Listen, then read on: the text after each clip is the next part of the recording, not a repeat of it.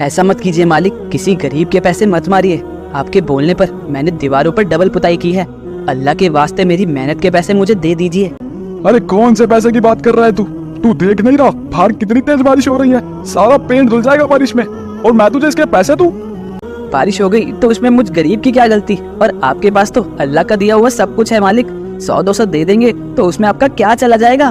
وسیم کی بار بار گڑگڑانے پر مالک اسے زور سے لات مارتا ہے. تم غریب لوگ نا جب بھی امیروں کو دیکھتے ہو تو ان کے پاس گوند کی طرح چپکے چلے آتے ہو. چل بھاگ یہاں سے ورنہ گدھے کی طرح ماروں گا تجھ کو. یہ دنیا غریبوں کو ہی دکھ دینے والی ہے. ہر طرف پیسوں کی مارا ماری ہے. لوگ اللہ کو بھول چکے ہیں. لوگوں کو نمازوں سے زیادہ ضروری کام لگنے لگا ہے. کوئی غریب کی مدد نہیں کرنا چاہتا. ارے ارشاد، کیسا آدمی ہے رے تو؟ ایک تو بارش کے موسم میں کام نہیں مل رہا ہے، اور اوپر سے تُونے جو 100 روپے کمائے اس کی بھی دارو پی گیا. ارے اس پیسے سے اگر راشن لے جاتا تو تیرے بیوی بچے کچھ کھا لے. ارے بھاڑ میں جائے بیوی بچے، میرے کو تو بس دارو مانگتا ہے. ویسے بھی بیوی کو نماز پڑھنے سے فرصت کہاں. دونوں اپنے اپنے گھر کے راستے جاتے ہیں، لیکن سب سے زیادہ پریشانی ارشاد کے پریوار کو تھی. پھر بھی اس کی بیوی سلمہ 5 وقت کی نمازی تھی. وہ اپنی نماز کبھی بھی نہیں چھوڑتی. سلمہ نماز پڑھ کر اٹھتی ہے کہ تبھی حمزہ آ کر اس سے بولتا ہے. امی جان، آپ سے ایک بات پوچھوں؟ جی بیٹا بولو. امی جان، امت کو رہا کون کرے گا؟ یہ کام ہمارے محمد کے سوا کون کرے گا؟ خدا پاک ہمیں جہنم میں ڈالے گا، تبھی خدا کا رسول ہمیں بچائے گا. امی جان، حضرت علی کو سجدے میں کیوں مارا گیا اور ہمیں قبرستان میں اکیلے جانے سے کیوں ڈر لگتا ہے؟ کیا ہوگا جب ساری رات وہیں گزرے گی. اسی لیے بیٹا کبھی بھی نماز نہیں چھوڑنی چاہیے. اللہ سبھی مومنوں کو نماز پڑھنے کی ہدایت دے. لیکن آج ہم کیا دیکھتے ہیں کہ لوگ اپنے کام کے لیے نماز کو چھوڑ دیتے ہیں. اور نماز ہی کام آئے گی. قیامت کے دن اچھے عمل ہی کام آئیں گے. اور قیامت کے دن سبھی لوگ کہیں گے یا رسول یا نبی، اور ایک آواز آئے گی کہ اللہ میری امت. امی جان، آج سے میں بھی نماز ادا کیا کروں گا. ماشاءاللہ میری بیٹی، آپ کے جیسا بیٹا تو اللہ سب کے گھر میں دے. امی جان، باہر بہت تیز بارش ہو رہی ہے. بیٹا تم بارش میں باہر مت جانا. تم ابھی بہت چھوٹے ہو اور تمہارے ابو جان بھی ابھی تک گھر نہیں آئے ہیں. میں نے کہا تھا چھت پر سیمنٹ کا گھول لگوا دو تاکہ وہ بارش کی بوندیں گھر میں نہ ٹپکے.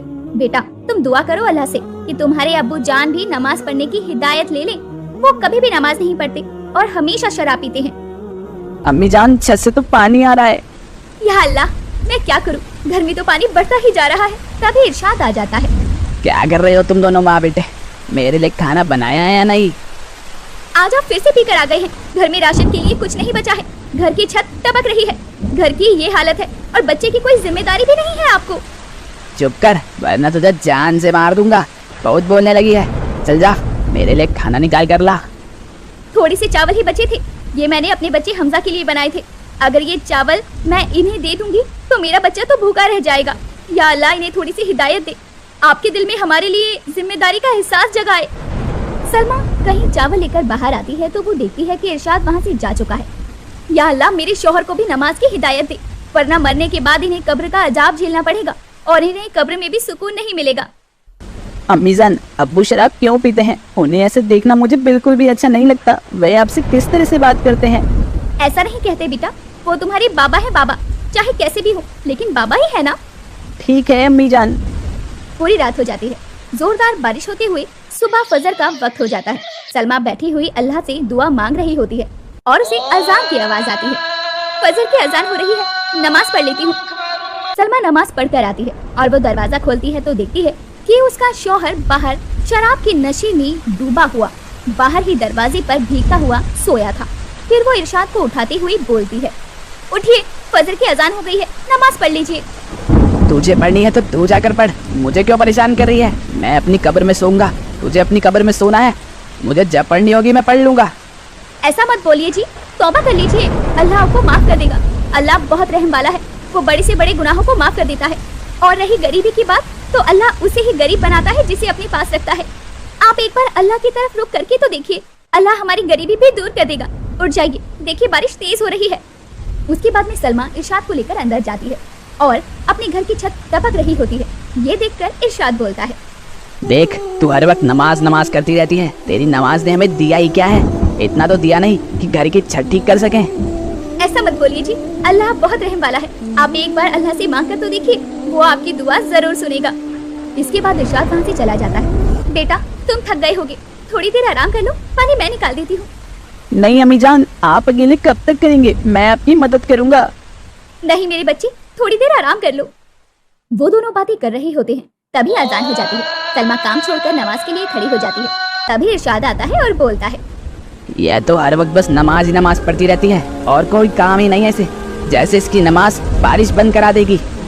इरशाद ऐसा बोलकर वहाँ से चला जाता है। बादल और तेजी से गरजने लगते हैं और बारिश तेज होने लगती है, लेकिन सलमा नमाज पढ़ रही होती है। तभी अचानक से उसके घर की दीवार टूट जाती है। बचाओ बचाओ अम्मी जान, मुझे सांस नहीं आ रही। सलमा नमाज पढ़ रही होती है, वो अपने बच्चे की आवाज नहीं सुन पाती।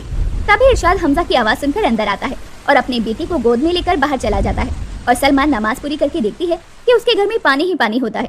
हमजा को वो ढूंढने लगती है और घर से बाहर जाकर देखती है कि इरशाद की गोद में हमजा है जिसकी जान चली जाती है, वो मर गया होता है। ये देखकर माँ का दिल तड़प रहा होता है। या अल्लाह, मैं तो तेरी इबादत कर रही थी, तूने मेरे ही बेटे को मुझसे छीन लिया। मुझ पर रहम कर, मेरा बेटा मुझे लौटा दे। देख, मैं तो गुनहगार हुई, लेकिन आज तेरी नमाज ने तुझसे भी तेरा सब कुछ छीन लिया, और जो हम दोनों के बीच का रिश्ता था तेरी नमाज ने वो भी खत्म कर दिया। मुझे तो आज तक इस नमाज ने कुछ दिया ही नहीं है, लेकिन तेरा भी सब कुछ छीन लिया। आज तेरी नमाज कहाँ है? कहाँ है तेरा अल्लाह? क्या वह मेरे बेटे को वापस कर सकता है? तभी सलमा अल्लाह से रो रो कर दुआ करती है, या अल्लाह मेरे बेटे को मुझे वापस कर दे, मेरी नमाज की लाज रख ले। अगर तूने आज ऐसा नहीं किया तो मैं भी अपनी जान दे दूंगी। मैं नमाज के लिए खुद को कुर्बान कर दूंगी, क्योंकि मैं नमाज में ऐसे रुस्वा होते हुए खुद को नहीं देख सकती। अल्लाह मुझ पर रहम कर। तभी वो क्या देखती है कि आसमान से एक रोशनी होती है और एक इंसान की तरह शक्ल में आसमान से उड़ता हुआ कोई नीचे आता है और बोलता है, अल्लाह सबकी सुनने वाला है, अल्लाह के सिवा कोई माबूद नहीं, अल्लाह के सिवा कोई इबादत के लायक नहीं। अल्लाह सब जानता है तुम अल्लाह की कितनी इबादत करते हो, कितना यकीन रखते हो और कितने गुनहगार हो। अल्लाह को सब पता है। अल्लाह के लिए नमाज पढ़ो और उसे तौबा करो। अल्लाह बहुत रहम वाला है, वह सबको माफ कर देता है। तभी एक रोशनी जाकर उसके बेटे पर पड़ती है और बेटा जिंदा होकर खड़ा हो जाता है। उधर बारिश भी बंद हो जाती है। ये सब देखकर सलमा का शौहर इरशाद भी अल्लाह पर ईमान ले आता है। सलमा, तेरी नमाज जीत गई और मुझे भी अल्लाह पर पूरा यकीन हो गया और मेरा भी सोया हुआ ईमान जाग गया। आज के बाद मैं कभी भी नमाज नहीं छोड़ूंगा। या अल्लाह, मैंने जितने भी गुनाह किए हैं मैंने उन सब की तौबा करता हूँ। तो जिस हाल में भी मुझे रखेगा मैं रह लूंगा, लेकिन नमाज कभी नहीं छोड़ूंगा। देखा आपने, अगर हम सच्चे दिल से अल्लाह की इबादत करें तो वो हमें कभी भी मायूस नहीं करता, हमेशा हमारा साथ देता है। वो सब मिलकर अल्लाह से दुआ करने लगते हैं और उसका शुक्रिया अदा करते हैं। या अल्लाह, हमें नमाज पढ़ने की तौफीक अदा फरमा और हमारे गुनाहों को माफ कर दे। सभी मुसलमानों को नमाज पढ़ने की तौफीक दे। हमें 5 वक्त की नमाजी बना दे।